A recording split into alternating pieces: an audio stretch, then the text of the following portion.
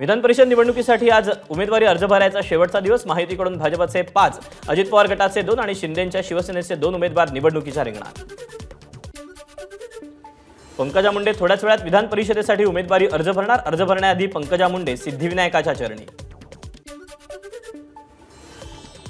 पंकजा मुंडेंच्या पुनर्वसनाची सगळ्यांना अपेक्षा होती, पक्षाने ती पूर्ण केली। पंकजा मुंडेंना विधान परिषदेची उमेदवारी जाहीर झाल्यानंतर भाजप नेते सुरेश धस यांची प्रतिक्रिया। विधान परिषदेसाठी मविया तिसरा उमेदवार देण्याच्या तयारीत। ठाकरे गट मिलिंद नार्वेकरांना उमेदवारी देणार असल्याची चर्चा। विधान परिषदेसाठी राष्ट्रवादीकडून शिवाजीराव गर्जे आणि राजेश विटेकर यांना उमेदवारी। आज दोन्ही उमेदवार आपला उमेदवारी अर्ज दाखल करणार। शिवसेना शिंदे गटातून लोकसभेचं तिकीट न दिलेल्या माजी खासदारांना विधान परिषदेमध्ये संधी। भावना गवळी आणि कृपाल तुमाने यांच्या नावाची घोषणा।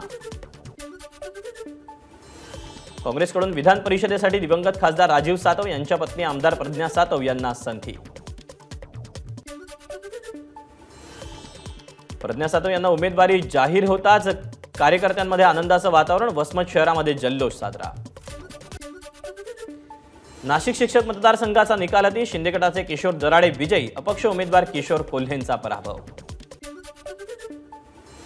नाशिक शिक्षक मतदारसंघावर शिंदेंचं वर्चस्व। किशोर दराडे यांच्या विजयानंतर कार्यकर्त्यांचा जल्लोष।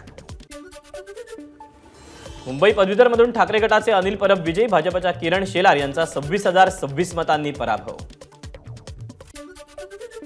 मुंबई पदवीधर मतदारसंघ निवडणुकीत विजय झाल्यानंतर आमदार अनिल परब यांनी घेतली उद्धव ठाकरेंची मातोश्री या निवासस्थानी भेट। मुंबई पदवीधरमधून ठाकरे गटाचे अनिल परब विजयी झाल्यानंतर शिवसेना कार्यकर्त्यांचा एकच जल्लोष। भर पावसात कार्यकर्त्यांचा डान्स।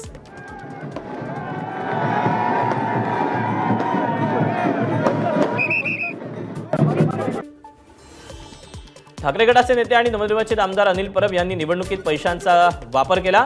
मुंबई भाजप प्रदेशाध्यक्ष आशिष शेलार यांचा आरोप। मुंबई शिक्षक मतदारसंघाचे ठाकरे गटाचे उमेदवार जगन्नाथ अभ्यंकर यांचा विजय। शिक्षक भारतीचे सुभाष मोरे यांचा 4,083 मतांनी पराभव। मुंबई शिक्षक मतदारसंघ निवडणुकीमध्ये ठाकरे गटाचे जगन्नाथ अभ्यंकर विजयी झाल्यानंतर मतमोजणी केंद्राबाहेर कार्यकर्त्यांकडून जल्लोष।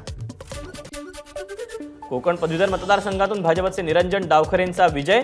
काँग्रेसच्या रमेश कीर यांचा केला पराभव। कोकण आता 100% महायुतीचं झालं। कोकण पदवीधर मतदारसंघ निवडणुकीमध्ये निरंजन डावखरेंचा विजय झाल्यानंतर मंत्री रवींद्र चव्हाण यांची प्रतिक्रिया। कोकण पदवीधर मतदारसंघातून महायुतीचे उमेदवार निरंजन डावखरे विजय झाल्यानंतर रायगडमध्ये जल्लोष साजरा। नवी मुंबईत कोकण भवनासमोर ठाकरे गट आणि भाजपचे कार्यकर्ते आमने सामने। निरंजन डावखरेंचा विजय झाल्यानंतर भाजपचा जल्लोष। मुंबईमध्ये ठाकरे गटाकडून वीज बिल प्रश्नावर मुंबईत आंदोलन। विविध मागण्यांसाठी ठाकरे गटाचे पदाधिकारी आणि कार्यकर्ते करणार निदर्शनं। महाराष्ट्र विधानसभा निवडणुकीसंदर्भात काँग्रेसची दिल्लीत बैठक। काँग्रेस अध्यक्ष मल्लिकार्जुन खरगे, महाराष्ट्राचे प्रदेशाध्यक्ष नाना पटोलेंसह प्रमुख नेते राहणार उपस्थित। विधान परिषद सभापती निवडणुकीसंदर्भात मुख्यमंत्री एकनाथ शिंदे यांची आज आमदारांसोबत विशेष बैठक। विधान परिषदेतील शिवीगाळ प्रकरणावर देखील बैठकीत चर्चेची शक्यता। नवी दिल्लीत पंतप्रधान नरेंद्र मोदींनी घेतली राष्ट्रवादी आणि शिवसेनेच्या खासदारांची भेट। पंतप्रधान मोदींनी खासदारांकडून महाराष्ट्रातील विकास कामांचा आढावा घेतला। राहुल गांधींचं भाषण सुरू असताना पंतप्रधान मोदींनी संपूर्ण हिंदू समाजाला हिंसेशी जोडणं योग्य नसल्याचं म्हणत रोखलं, तर अमित शहा यांनी वक्तव्याबाबत माफी मागावी अशी मागणी केली। अग्निवीर योजना लष्कराच्या विरोधात असून देशाच्या विरोधात आहे। आमचं सरकार आल्यावर ही योजना बंद करू। भाषणात राहुल गांधींची अग्निवरून मोदींवर टीका। नरेंद्र मोदींनी अयोध्येतून निवडणूक लढवण्यासाठी सर्वे केला होता, तेव्हा त्यांना अयोध्येतून निवडणूक लढवू नका असं सांगितलं। जर मोदी तिथून लढले असते तर पराभव झाला असता म्हणून ते वाराणसीत गेले। राहुल गांधींची टीका। लोकसभेत बोलताना राहुल गांधींची सत्ताधाऱ्यांवर टीका। सत्ताधारी पक्षाचे लोक हिंदू नाहीत, भाजप हिंसा पसरवते, राहुल गांधींचं वक्तव्य। विरोधी पक्षनेते पदाची प्रतिष्ठा राहुल गांधी जपत नाहीत, केंद्रीय मंत्री चिराग पासवान यांची टीका। राहुल गांधींनी आपल्या सगळ्या देवी देवतांना काँग्रेसचं ब्रँड अँबॅसेडर बनवलं। महादेवाचा आशीर्वाद देणारा हात काँग्रेसचा असल्याचं म्हटलंय। आपल्या वक्तव्यासाठी त्यांनी माफी मागावी, कंगना राणौत यांची मागणी। काँग्रेस नेते राहुल गांधींकडून संपूर्ण देशातील हिंदू समाजाचा अपमान, राहुल गांधींनी ताबडतोब हिंदूंची आणि देशाची माफी मागावी, उपमुख्यमंत्री देवेंद्र फडणवीसांची मागणी.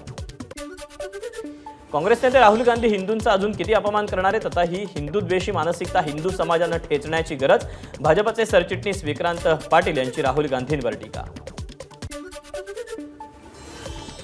राहुल गांधींच्या संसदेतील भाषणावरून विधान परिषदेत गोंधळ, आपल्याकडे हात दाखवणाऱ्या प्रसाद लाड यांना अंबादास दानवेंची शिवीगाळ. भाजप आमदार प्रसाद लाड यांनी केलेल्या शिवीगाळ विरोधात भाजप कार्यकर्ते आक्रमक, सायनमध्ये कार्यकर्त्यांकडून अंबादास दानवे आणि राहुल गांधींविरोधात जोरदार घोषणाबाजी.